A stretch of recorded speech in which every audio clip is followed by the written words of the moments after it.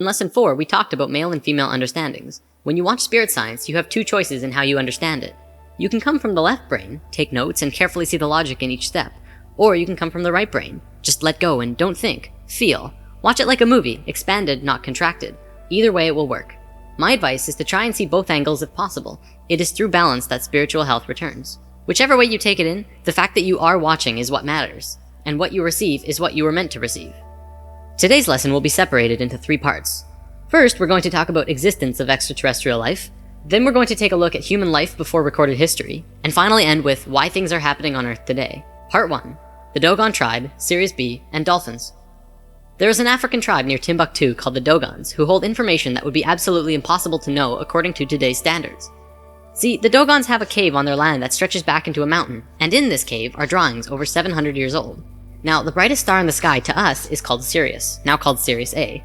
If you look at Orion's belt, following it downwards to your left, you can see it. The information in the Dogon cave specifically showed the star Sirius. They're very specific about the star, and they have a diagram of not just Sirius' rotational pattern, but a small star orbiting it.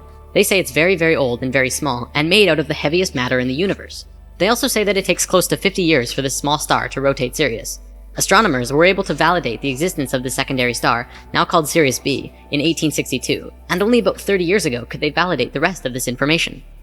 The way that stars work, when they get really old they have 2 options. They can go supernova, or it can blow up as a red giant, cause an explosion, and slowly collapse into a white dwarf. Sirius B is a white dwarf, which corresponds with what the Dogons say. White dwarfs are the smallest star type, estimated to weigh approximately 1.5 million tons per cubic inch. Black holes aside, that would surely seem to be the heaviest matter in the universe, or at least incredibly close. The Dogons were right on every aspect. Not only that, but when checking the rotational pattern of Sirius B around the larger star Sirius A, they found it to be 50.1 years. Now, this could not be a coincidence at all. It's just too close, too factual. Yet, how did an ancient primitive tribe know such detailed information about a star that could really only be measured in the last 30 years? And that's not all they knew. They also knew about the other planets in their solar system, including Uranus, Neptune, and Pluto. They knew exactly what these planets looked like when you approach them from space, let alone from Earth. They knew about red and white blood cells, and had all kinds of physiological information about the human body. All of this from a primitive tribe. Naturally, a team of scientists went to the Dogons and asked how they knew all this. This was probably a mistake to these researchers, because if they accepted that the Dogons really have this information, then by default they must accept how they got it. The Dogons told them that a drawing on the cave wall showed them. The drawings show a flying saucer in its familiar shape coming out of the sky and landing on 3 legs. Then it showed the beings in the ship going into water and coming up to the edge of the water. These beings looked very much like dolphins. In fact, maybe they were dolphins, but we don't really know for certain. Then they started communicating with the Dogons. They described where they came from and gave the Dogon tribe the information. Here's another thing the Dogons knew. This little drawing was on the walls, but the scientists didn't know what the heck it was, until computers calculated the orbits of Sirius A and B. As seen from Earth, this pattern shown in the cave is identical to the pattern of Sirius B moving around Sirius A in a time frame between the years 1912 and 1990. These 2 times are actually kind of important. 1912 was the first year when we began communication with the Greys, and in 1990 a specific electromagnetic grid around the planet was formed. But we'll have to look at that later once we go over some other stuff first. Another thing about this rotation, it's the exact same rotational movement of DNA. Part 2. How old is the Sphinx? This is probably one of the most important discoveries on the planet ever. The first one to really discover this was R.A. Schwaller de Lubitz. He is a famous Egyptian archaeologist who has written many books. He and his stepdaughter, Lucy Lamy, have demonstrated a profound understanding of sacred geometry and Egyptian culture. Now, on the Sphinx there are wear and cut patterns that are totally different from the patterns on other buildings in Egypt. Toward the back of the Sphinx there are cuts 12 feet deep into the surface. This pattern appears to be smoothed by water, as opposed to all the other buildings and structures built by Egyptians, which are only textured by sand and wind.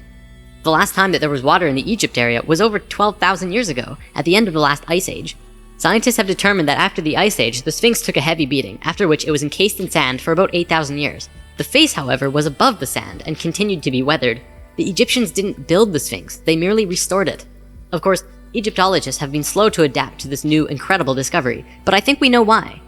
See, there are around 5,000 Egyptian archaeologists in the world, and they all pretty much agree with each other in most ways. They make little changes, but not too many, and most agree on the age of the pyramids. All of these archaeologists are Muslim, with a few exceptions, and their holy book is the Quran. Please understand that I'm not trying to discredit a major religion, but the Quran says that creation began about 6,000 years ago. So if a Muslim were to say that the building is 8,000 years old, he would be disputing their Bible. They cannot do that, and so they won't even talk about it. Another thing that's actually incredibly interesting, the Sphinx has a body like this, and a head like this? That's rather unproportional, isn't it? Not only that, but the Sphinx is actually facing a very specific direction. It is an astronomical marker. The Sphinx is in the shape of a lion. If it were built when Egyptologists say it was, that would be only 2,500 years ago, while the constellation of Taurus was in the sky.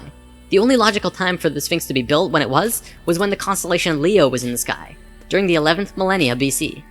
The time that matches exactly where our new findings say that it would have been built. In the past, when something new like this was discovered that has a major influence on the viewpoint of the world, it takes about 100 years for it to get to the average person to say, oh yes, that's true. But this time, it's happening a lot quicker because of the internet. Now scientific circles are actually beginning to look at the words of Plato in a new light when he talked about another culture, another continent, from a dim past called Atlantis. The Sphinx is the largest sculpture on the planet. We know it was not done by hairy barbarians, but by a very sophisticated culture. And it was not done by anybody we now know here on Earth. From a scientific point of view, this is the first solid evidence to be accepted about the true age of civilization. There have been lots of other evidence, but it has kept being put under the table. Now we have the accepted evidence that there absolutely had to be someone on Earth who was highly civilized as early as 10,000 years ago. This is just the beginning of how we are going to completely change our view of who we think we are. Part 3. Earth's relations to the cosmos. We are living in accelerated times. Remember in lesson 1 I said time is speeding up? Let's talk more about that. The following is a fact according to Encyclopedia Britannica.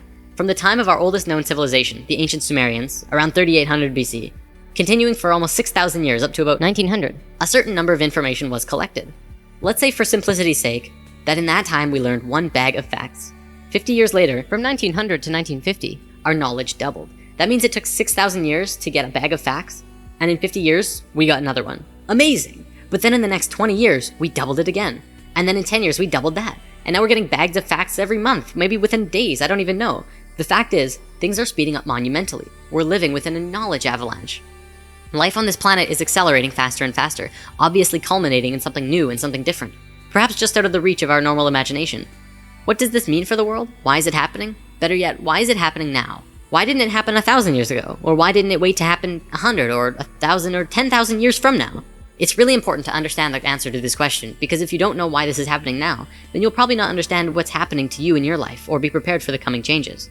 Now, the Earth actually has a wobble. Well, it has many wobbles, but the one I'd like to talk about today is the one called the precession of the equinox. Essentially, what this is a rotation that the planet does, which completes a cycle once every 26,000 years.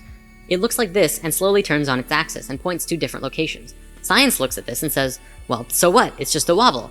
But by looking at what the ancient civilizations knew, you see a more complete image. The point actually points to and away from the center of the galaxy. The center of the galaxy is where most of the energy and the most consciousness is. It's not just light up there, you know. So, in this diagram is our rotation. Here's the tip pointing towards the center of the galaxy, and here's the farthest pointing away. The ancient Sanskrit writings that also talks about this precession call this going with the galactic wind. The Sanskrit writings say that there are two very important places on this wobble. One is at A, and one is at C. Not the very tips as you might think. There are also important places at D and B, but not as important as A and C. According to these ancient writings, as we hit position A, we begin waking up. And as we hit position C, we begin to fall asleep. We continue on the cycle, but every time we make a full rotation, we wake up more and more. It works the exact same way as day and night on Earth. You go through this cycle every day, waking and sleeping. But every day, you become a little more conscious. You learn new things, you don't do the same things over and over. I want to talk about religion for a bit, because you can definitely see this wobble over recorded human history. See, when we were the ancient Egyptians, Sumerians, and Mayans and such, we were incredibly wise. We may not have known all of the advanced intricacies of the world that we do now, but we knew about the precession of the equinox, and we had an advanced geometric understanding of the universe that we're going to talk about soon. Then we got dumber and became all philosophical, not quite knowing anymore, but still able to understand many things. This is where things like the Fibonacci sequence and pi and the golden ratio were discovered. And then we got dumber still, and it was around this time that we had a real solid formation of most of today's religions. But you have to remember that these religions were based on earlier writings. They were written by people who understood far more than they did. They just couldn't make sense of it, and that's why many Bible stories just seem ridiculous. Ultimately though, every religion did spawn from a more conscious understanding, so you can't discredit religions completely. You just have to trace them back a bit further.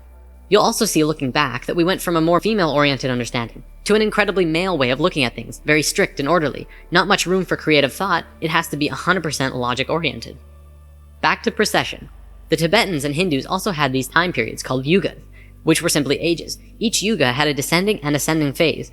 Many of those who follow New Age beliefs will tell you that we're moving into the age of Aquarius, but not many people know what that means. Well, we're right here on the precession of the equinox, just about at point A. Remember, this is a really important time for us, not just humans, but all of Earth, and perhaps maybe our solar system. This is a chart showing the precession scale with our constellations. The astronomical sign that we see in the sky when we hit point A will be that of Aquarius. Are you ready for this, the big finisher? Can you guess when we're going to hit point A exactly? The Mayans figured it out.